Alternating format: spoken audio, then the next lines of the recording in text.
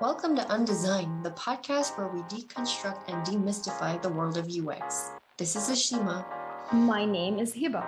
We are your hosts with over 15 years of combined experience in human-centered design. Welcome everybody for Undesign. Today is another episode, and we can't have a podcast about product design without talking about psychology. Thank you so much for the person who who suggested the episode. Yeah, so if you're interested in attending our monthly workshops, feel free to sign up. We actually met this person during one of our workshops. Usually for every episode we host or record, we have a workshop that is more of like hands-on training for designers. So sign up to the email list to get updates on the next ones. Yeah, so the conversation today is about psychology. There is a lot to talk about when we talk about psychology. And just to be clear, people go to school and have numerous courses about this topic. So we're not gonna have like in-depth conversation about it today. However, I think it would be a great introductory chat. Yeah, let's go. So I guess, like Heba said, we're not going to go too technical, but what is too technical? Because I can tell you this, is that from the UX guys' side, I have covered this topic and I've introduced this topic to a lot of design mentees of mine.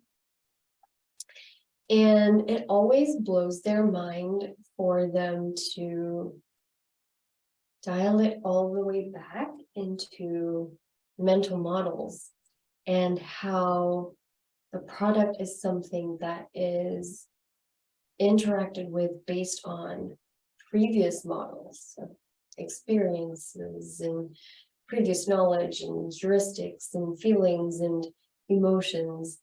So I think that this is a topic that I could probably go on and on about, but if Heba, do you want to define? I don't know if you wanted to define what we're going to talk about, because like I said, if I'm not stopped, I'll probably just keep going. And by the way, guys, Ashima is really good at this topic. She hosts a lot of workshops around it, as she mentioned. And yeah, so she's the person to go to when it comes to user psychology and mental models.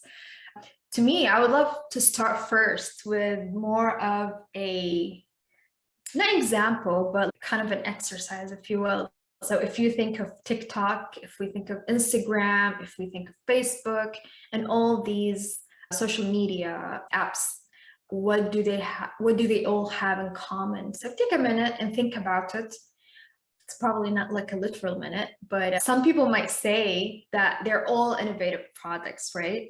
They definitely transformed the way we connect, the way we interact with each other, the way we communicate and that all that stuff. But at the same time, some like other people consider it like the curse of our modern times. And I think these points are valid because it's definitely a weapon with two kind of sides, or like a two-sided weapon. Is that even a thing? Like it's a thing that could be used for a good or a bad. But in our conversation today, I'm mentioning these things because they're all built on the basis of hooking, like getting hooked and like building habit forming interactions or behaviors with the app. And one of the great books, if you guys are interested about it, there is a book called Hooked, and that's where I think the author is Nil El, if I'm pronouncing this right. He describes in his book this concept if you're interested in habit forming products. But I guess the point from this example is all of these apps are built on the basis of utilizing human behavior, whether for better or worse, because we definitely see a lot of like bad aspects when it comes to social media nowadays. So we're gonna have a separate episode about the ethics part of it. So that's not our conversation today, but today we're talking about designing products or user psychology. For me, I actually have a very specific walkthrough on user psychology. And part of it is mental models, but I will let Ashima first talk about the mental model. So tell me, Ashima, what is the kind of element of confusion that people have when you have these workshops? Why are they confused about mental models? I don't know if I would say confused, because they're seeing this for the first time, a lot of them. Of course, if you're a designer, which you probably are if you're listening in, this isn't a new topic to you, but keep in mind that when you are interacting with the dev team and the business team, they have no idea what a mental model is. The basis of any design is really trying to meet a mental model. And irrespective of what time of human civilization is, even if you look at the car, when it was first designed, it was designed for humans and it was designed for their mental model. If you drive a stick shift, it's not very different than what it used to be when cars were first invented. So that's something that a lot of people just can't wrap their heads around. And a lot of times I just show them a very simple example, and I can probably demonstrate it for you, except I don't have a water bottle. I have one of these. But yeah, in my head, in my mental model, this is an empty glass. And if I want water, I know that I have to fill it up.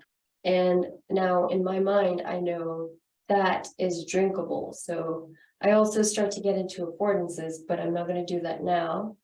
But that's my mental model of how to drink water based on what I can see and based on the affordances of the cup and the container.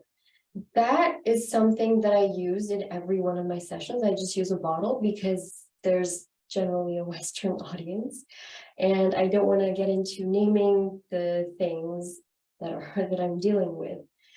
But essentially, I hope everybody gets it, right? This is a mental model, and that is my experience because I know that this is a container that contains water, and it's that simple.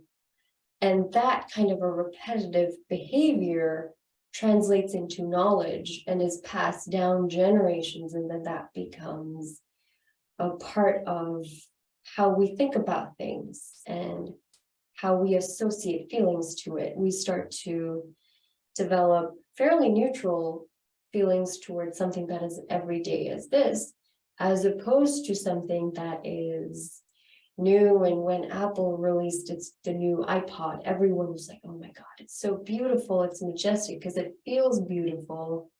And we start to associate positive feelings with that. And that is, again, a result of a mental model and the way that we've experienced this situation or this activity. So yeah, so that is something that really takes the cake for everyone when I'm explaining it for the first time.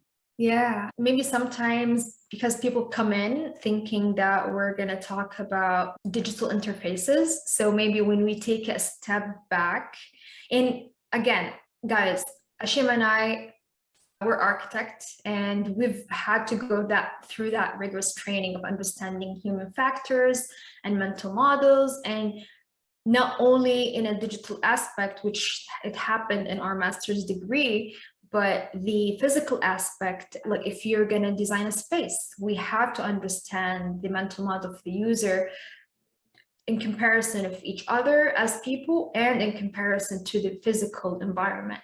So there is always this, it's not only digital, there is different layers to it. But I guess the point that mental model, why is it important? Because we have a lot of information that comes at us. And I think we discuss this in every episode, Ashima, right? I think it's one of the kind of common aspects of our conversations throughout this podcast. But because we have a lot of information, we really find the need as humans, or our brains need to filter stuff. And mental models are our way of creating knowledge, as Ashima mentioned, but at the same time creating meaning for objects, for experiences, and that type of stuff. And mental model by itself is one of the, it's built on a couple of studies and research. And one of the things I can think about is, if you remember the notepad of the iPad, when it first started, it was like a literal, like an analog. Is it even called an analog? It was like a literal notepad. It's just, except it was on a digital form. And once you work with innovations, you really need to understand that if it's a new thing, in that case, the iPad, and we're trying to introduce, Apple was trying to introduce the notepad, you start first with acknowledging and honoring the mental model. They acknowledged and honored the yellow thing, like lined notepad. And once people created that mental model in their head about the Apple product, then you can simplify it. When you're creating new things that does not exist in the physical, in the digital realm. Another example that comes to mind, Amazon shopping experience, when they have like the shopping cart and the checkout, just because these are the experience touch points that you encounter on a physical environment. And it's important because in order for you to create easy and seamless experiences, you have to leverage that meaning. You have to leverage the affordance and that existing knowledge in people's heads about something. At the same time, be open or be aware that sometimes they don't have an existing mental model about something. If we talk about like Snapchat, Tinder, and all that kind of stuff, they're all built on stuff that we don't really understand.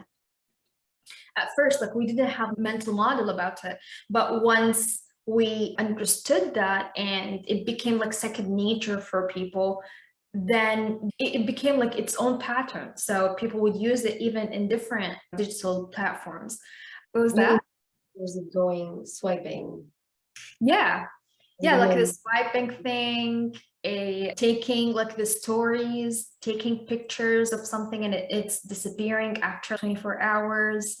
The filters, I know filters were not like proprietary to Snapchat, but they made it a thing. And now they're like, it's everywhere. So mental models are just like a way of giving meaning to the informations that we're bombarded with. Another thing is if we take a step back, if we talk about information, and I know that Ashima talked about information in one of our episodes, I think it was the design in everyday life, and how us as designers, we're responsible of visualizing the type of information that users kind of encounter and try to digest. Is there a psychological theory that we can leverage or talk about when it comes to presenting information? So when it comes to presenting information, I think we all know, all designers here. So either that or we're aspiring designers. So we know that the user comes first. We're trying to meet the user's mental model. And in fact, one of the things that you were talking about earlier, which was Snapchat, the navigation of Snapchat, I think if you were to design an app for a boomer, you would not use the Snapchat kind of a navigation. They wouldn't know if you swipe left or right, you're going to end up in a different page. They prefer the same old menu, the boring kind of navigation where you click on everything and not swipe. So hopefully that kind of answers your question in terms of like how a mental model is so important when it comes to designing. And that is really the first touch point that I cover when it comes to starting out as a designer. And I think that a lot of boot camps miss it. So a lot of my audience, a lot of my mentees who completed boot camps, who know very well how Figma works, don't understand this fundamental concept of a mental model. So yeah, I would urge a lot of you to go out and search for mental models. Another possible point that I would cover is Norman's Gulf of Execution and Evaluation. And I think that is like taking another step back on how mental models are formed and how interactions work and how mental models are developed or schemas are built in your mind about the world and how you interact with the world. I won't go too deep into like learning and learnability and perception because that again comes into it. But again, I would suggest to anyone who's hearing these terms for the first time, it is a great resource. And that said, I don't want to get technical, so I'll hand it over to you, Heba. It's definitely one of the things that it requires a lot of time and effort to just cover everything, because it's a domain, it's a big domain that has a lot of small things like cognitive design, behavioral design, and all of these things. Norman is one of the pioneers. So if you're interested in that, definitely go and read his book. And actually, Ashima, you brought up a really interesting point, because I was thinking about this while preparing for this episode, is that not everybody that gets into UX design or product design, they necessarily had the opportunity to be trained or learn these theories or these like evidence-based laws. But there are a couple of books and there are a couple of resources that you could get into. One thing that I came across is a website called Growth Design by someone's called Dan Binoni and Louis Javier. I love this resource because they break it down into 4 categories of the human experience, or like your interface or digital experience. And then for each part, they have a list of laws or have a list of psychological biases, I think, that would either impact the experience or people do it subconsciously. And they broke it down into the basis of like information, as I mentioned, because we just have so many information like thrown at, we're bombarded by information, and our brains take that time to filter it out. The other part is memory, which mental models is part of it. We try to make meaning out of every experience, and if it has no relevant meaning or mental model in our heads, then we're more likely to discard it. And then time, the amount of time we're investing, or the amount of time perceived into certain things, as well as users tend to look for shortcuts. And we really need to account for that as designers. And the last one was what was it? I think was the exit point. So that's a great resource if you're into it has case studies and a lot of use cases too. Yeah, but there are a couple of things that I really would like to mention from their website. The first one on information, where they talked about the banner overload, where because we have a lot of information thrown at us, we tend to just filter out stuff. So it's the case with Instagram nowadays. You just see an ad in between every story, and they're getting really good at it too. So we tend to just make it in the background and not really pay attention to it. And at a certain point, it becomes really annoying. And these kind of laws are more of guidelines for us to understand where to double down, because people tend to do this stuff, and where to take a step back because people don't like it. So get into that website and see how you can apply some of these principles to your work. And it's not only for digital interfaces, you can definitely apply it for service design and brand experiences and so many more. Yeah, definitely. I think that's a great resource. Another one, I think, while we're talking about resources, would be laws of UX. And of course, we're going to link that out as well. And this is a bunch of laws. You'll find that once you start practicing, you're not actually going to say these laws out loud, but don't be disheartened because they all work. They all make a lot of sense. And if you have an open enough team, then you probably do get to say these words out loud.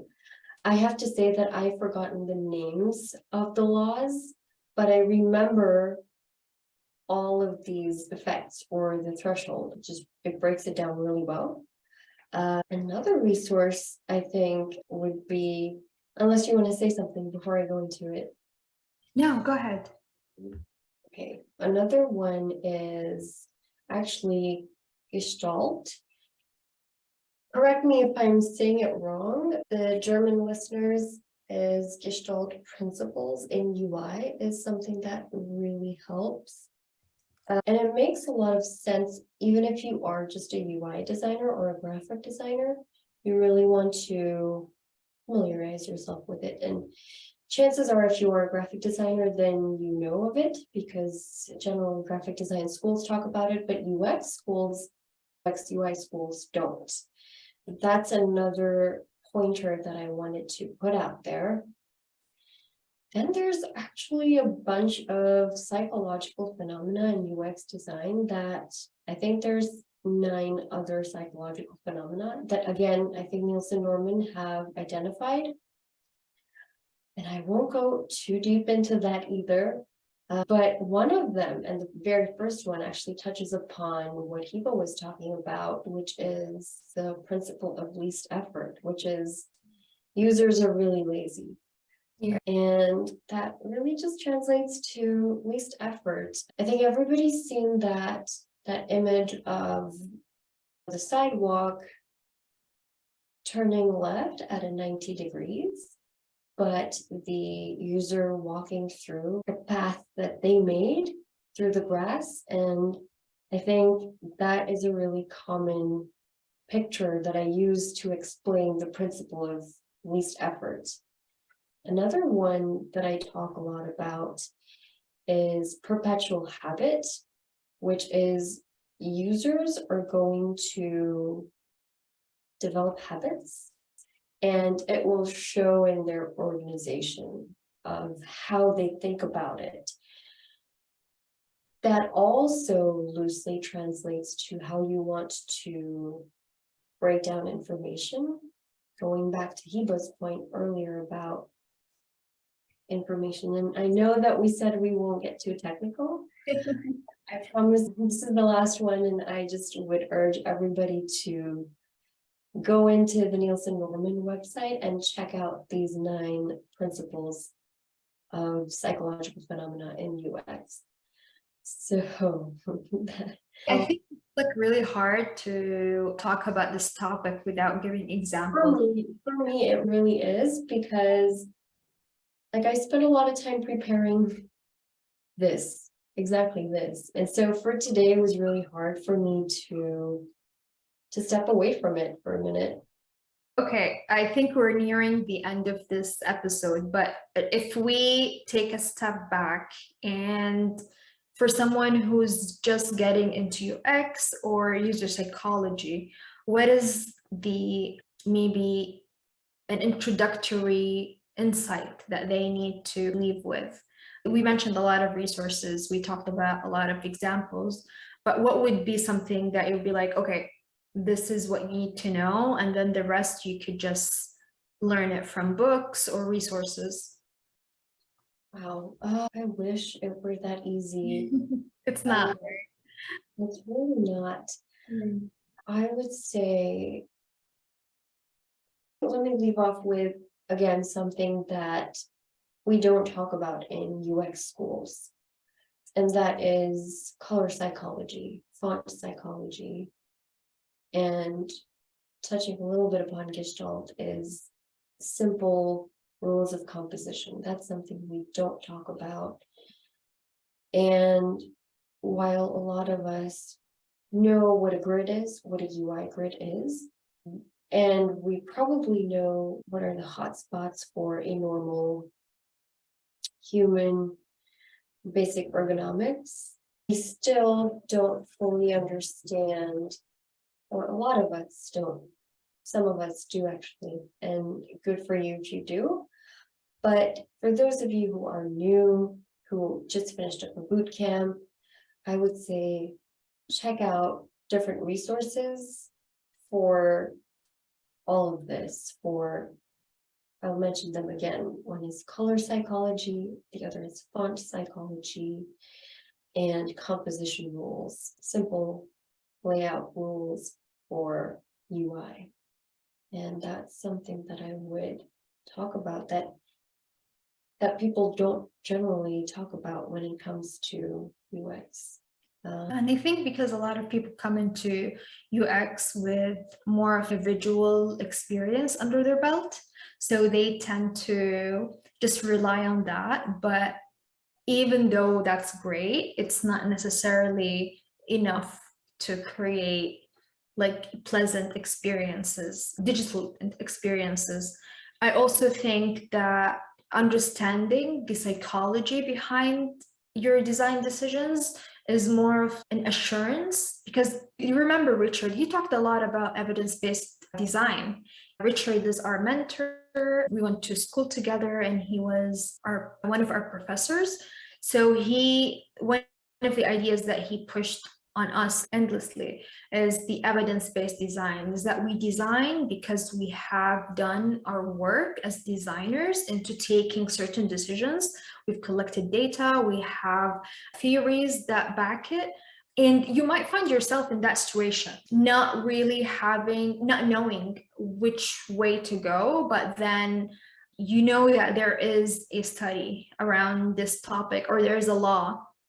Sometimes you work for companies or you work with people that they don't care about this stuff.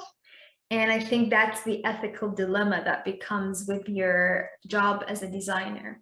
I'm assuming that you would be able to base your initial prototypes on these, but there are times, even in bigger companies, they would decide to override some of these laws. And again, you would use the testing element. Like when you test it with users, if it makes sense, then it makes sense, because ultimately that's what you're looking for. If it makes sense to your user, then you can go off of that. If you don't have the time or the approval to shift it towards best practices. But again, I mean, in the conversation of design, we're always confronted with that element, like, is my decision ethical? Will I get like buy-in on that design decision? And ultimately, I think learning the user psychology and putting these resources and knowledge like under your belt, it would give you more confidence to communicate your design decisions.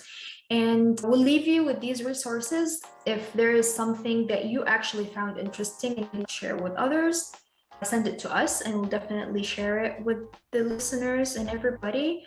But for now, that's it for today. We'll see you guys next time.